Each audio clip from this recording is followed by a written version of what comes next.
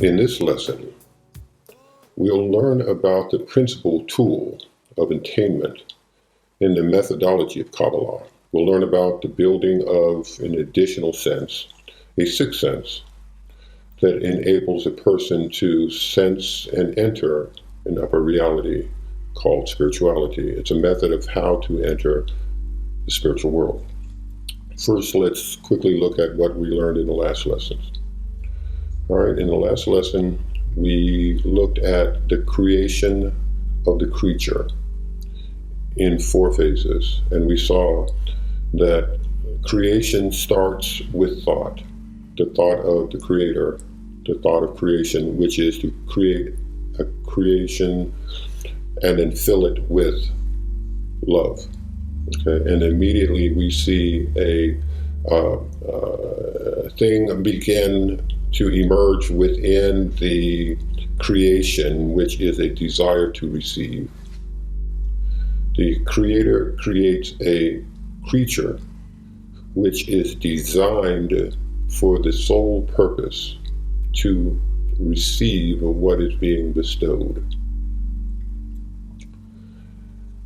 And there's a naturalness about this in which the quality of the light is of a nature that the creature has a natural desire to receive what is being bestowed. Okay, and we see that there's a new perception wherein the creature created by the creation perceives something different. It begins to recognize the difference between itself as the receiver and the creator as the giver, or it which bestows. So because there is a will to receive, and that is its pure nature, and it cannot yet give because that is not the creature's nature, which is us, originally designed as pure ego, and just as a vessel to receive, and that vessel would be called a clef. This vessel, like a bowl or a cup,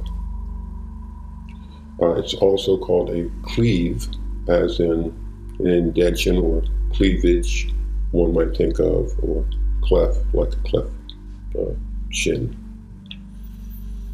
An indention, a place in which things can be placed into. So this cleave is designed to receive all which the Creator is willing, which is total abundance, to bestow. And there's a decision that the creature then is able to manifest, wherein they have a choice to receive what is being bestowed or reject what is being bestowed. So it decides that it will reject the light, but in this emptiness, a new discernment requires, and it discovers that its existence depends on the reception of the light, that it cannot exist in this harsh situation without receiving, and that it must accept a portion of the light. But it decides it'll only receive a small portion because here it has a perception that the Creator, the creative force, wants it to receive. So it accepts a small portion based upon the fact that the Creator wants to bestow it, because it is the Creator's desire for it to receive. So in this dual phase, it realizes an even higher aspect of the force that created it is that it wants to fill it with extreme delight. And this next phase here, this 4th phase, is unlike the other phases up to that point. Not an action done by the Creator, but an independent desire. But this desire is not a desire for direct pleasure of the light. It realizes here at this point the statute of the Creator and wants that, and realizes that it's the receiver and how different it is from the Creator, the giver. So instead of wanting to do the doing of that, it now wants to have the equivalence of form to give, okay? The creation part. So here is where we find the creature at this point. It's made a restriction on the manner in which it receives. It will no longer receive for purely itself. It's determined that it will attain the quality opposite of its nature. It was created as a will to receive, but yet it determines that it will find a way to become like the opposite quality of what it was created. In other words, giving.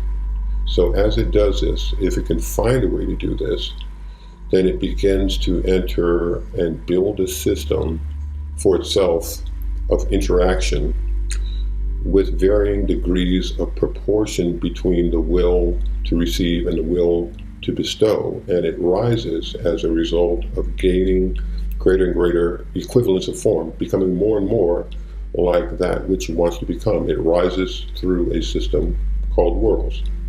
And these worlds are kind of interaction of the both interaction and correction of the Creator and the world as a whole. As it rises, it attains an inner quality of each of the worlds. These are Nefesh, Roh, Ishira, and the various worlds are established until such point that there is greater and greater equivalence bestowed into the creature, closer equivalence of form with the Creator itself. But it becomes an issue because it was created in the exact opposite phase as only a will to receive, because that's what we are, a will to receive.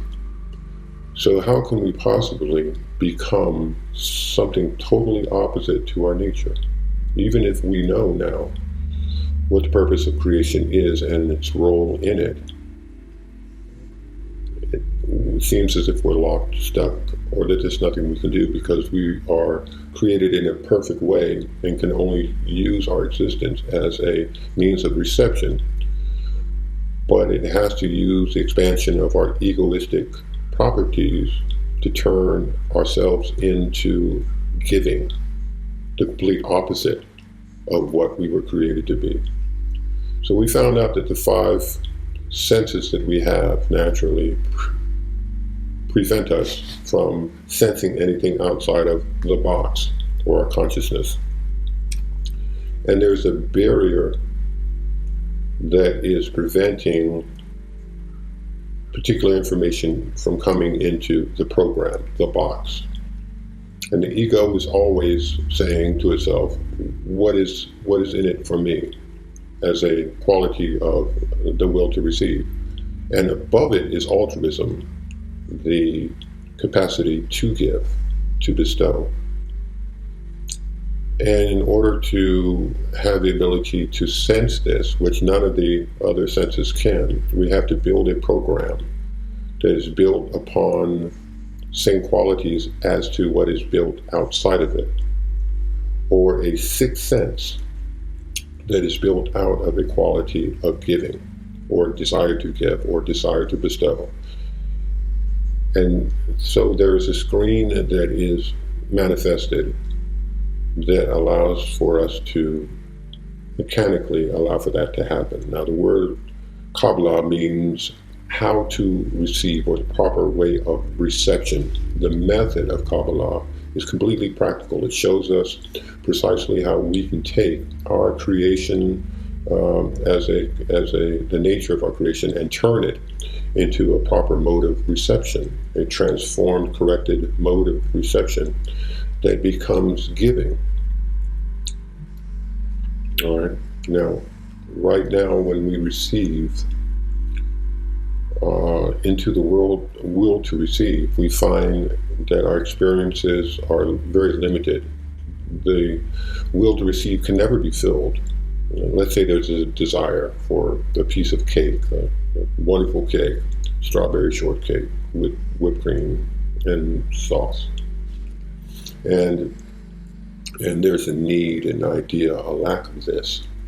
Now, as soon as we get this cake and begin to consume the cake and it touches the desire, then the desire lessens. It's not permanent. It lives and then it dies. Because pleasure is only felt at the junction point between a need and its filling. The moment that the filling passes beyond the need, it can no longer be felt. So the desire dies or weakens. What Kabbalah wishes to teach is to find a correct way of receiving.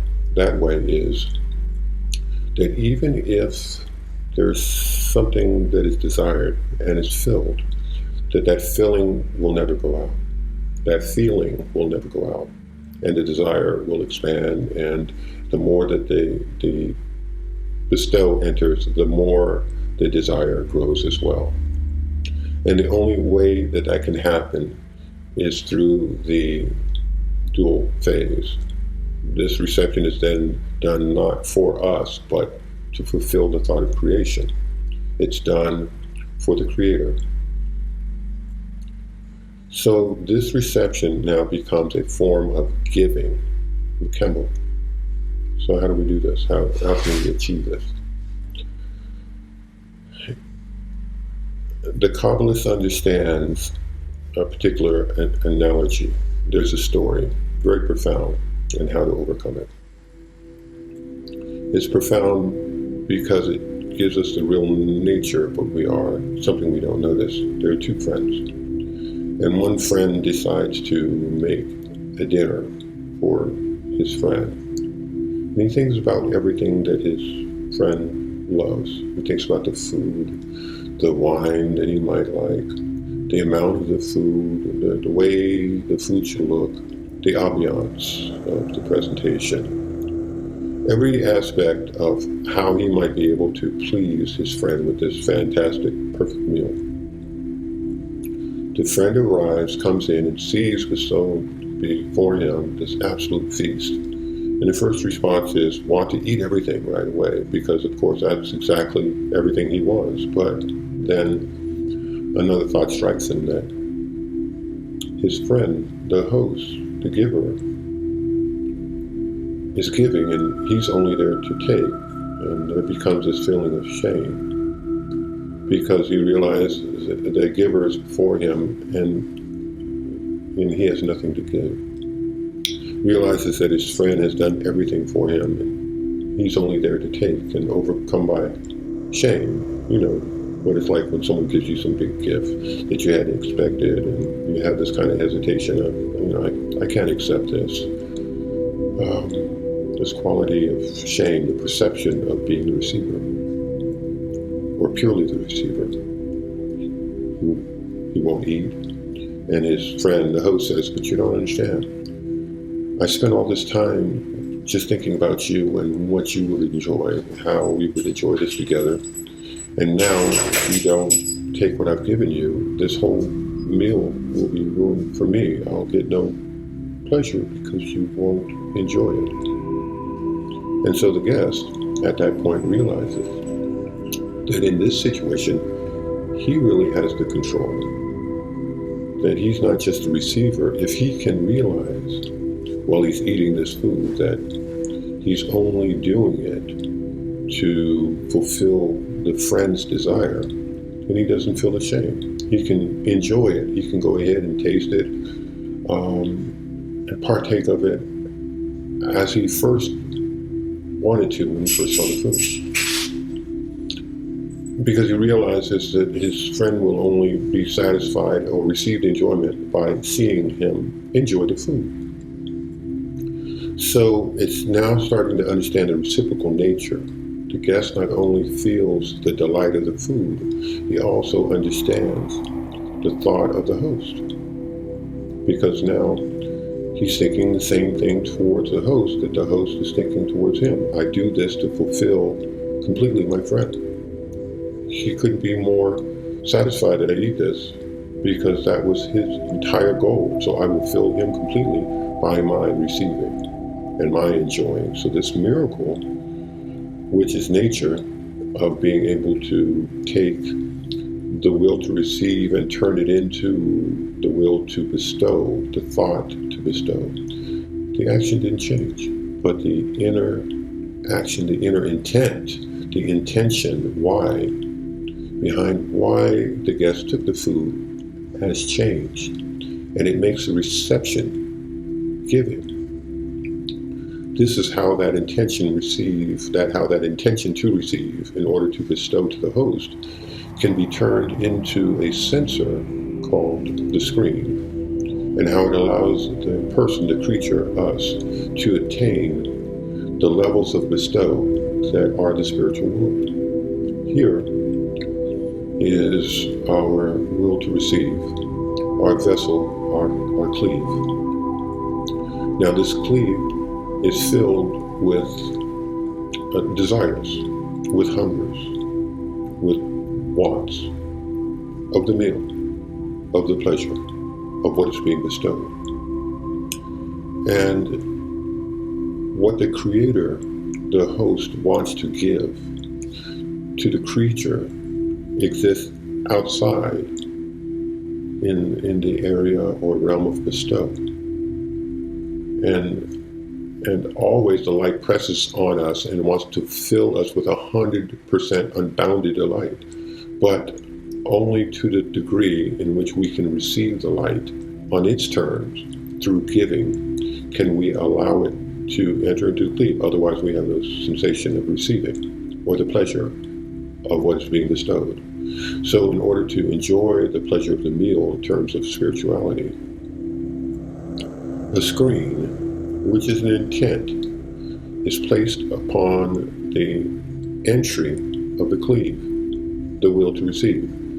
The intent is not to receive for myself. And once that's there, all of these other things can begin to be sensed, can begin to be regulated, and we can determine what the experience inside the will to receive will actually be. So the first thing that we feel in the meal, in the receiving, strikes the screen, the barrier. Now, and if the creature can accept that amount into it in order to only to please the host, then it experiences it as a first course of the meal, like the soup. And if it can maintain that, not for self, but only for the host, then a portion of the light actually enters into the cleave. And not only the portion of the taste and delight, which must be fulfilled, but also the sensation, the intention of the host in giving that thing to the creature, us. So 20%, let's say, will enter that first fifth of the stomach, as an analogy. And the rest of it will be rejected, placed aside. Not that the pleasure isn't felt, it's just that a greater pleasure supersedes a smaller pleasure. The cleave is not concerned about that. The only thing that is paid attention to at this point is the thought of the creator. So 80% will not be felt, but only 20% will be perceived. Now, if a further amount can be accepted in order to fulfill the thought of the host, then 40% fills, and only 60% is then rejected or placed aside. So what happens in here is that the light of the creator, the thought, the level of attainment, of similarity within the Kli itself, within the creature, us, that part of us that becomes like the creator begins to grow, begins to expand. This is the means by which we grow a soul. The first light, the first 20%, that's the light of Nefesh, the first level of soul. Here, if this intention matches the intention on of our Creator, of giving. On the second level, the Ru'of, enters the cleave. This is not just knowledge. This is not some kind of intellectual thing. This is an actual similarity of form with the Creator, that what is inside of us is a direct perception of what exists outside of us.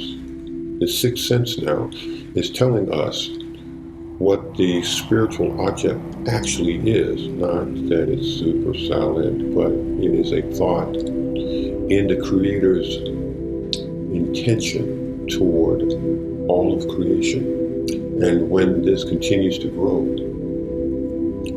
we're now 60% becomes filled, and only 40% is rejected or not felt.